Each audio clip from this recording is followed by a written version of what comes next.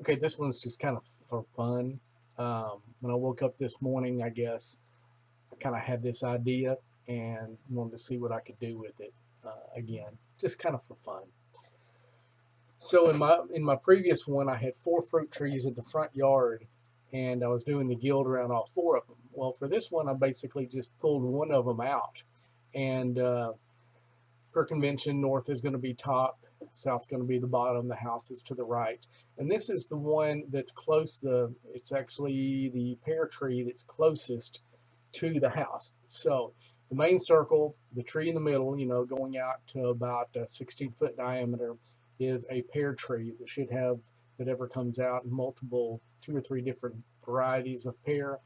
The outer ring in my original one was garlic. I could do daffodils here, uh, but something, yeah, probably the daffodils or something along that line would be good, using it as a barrier to keep grass or whatever else from getting in, and then whatever's in here getting out.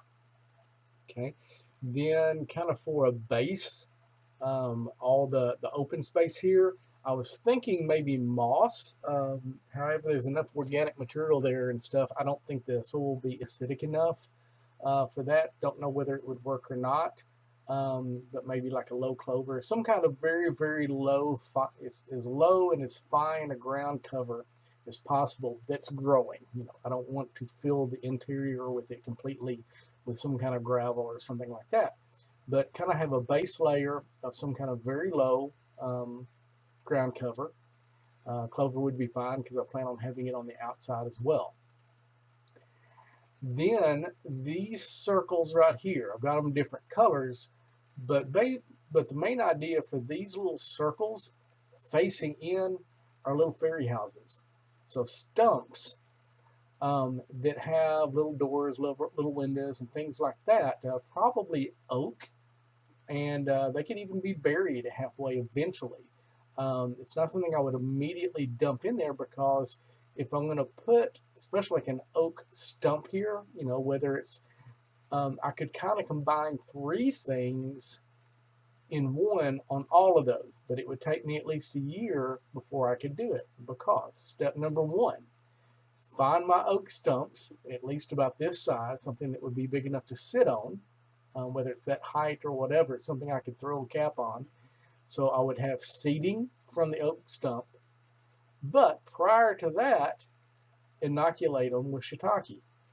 So I would need to have them, find me a nice clean place, get them fresh, inoculate them, give them about a year to really, for that to grow out in them.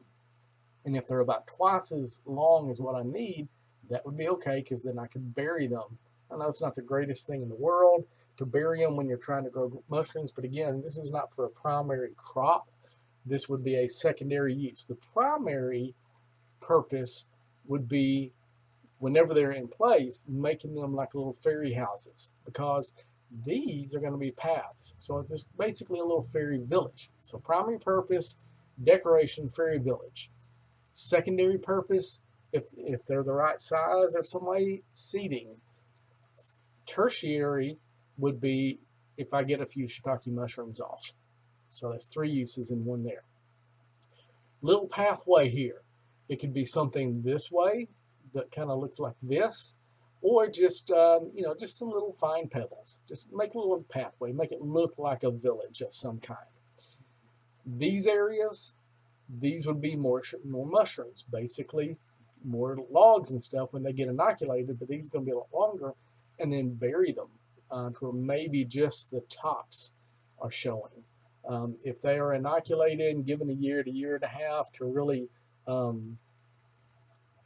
grow out within the log, then when I bury them, yeah, it may eventually get some contamination from some other mushrooms, but hopefully you'll still get a few shiitakes.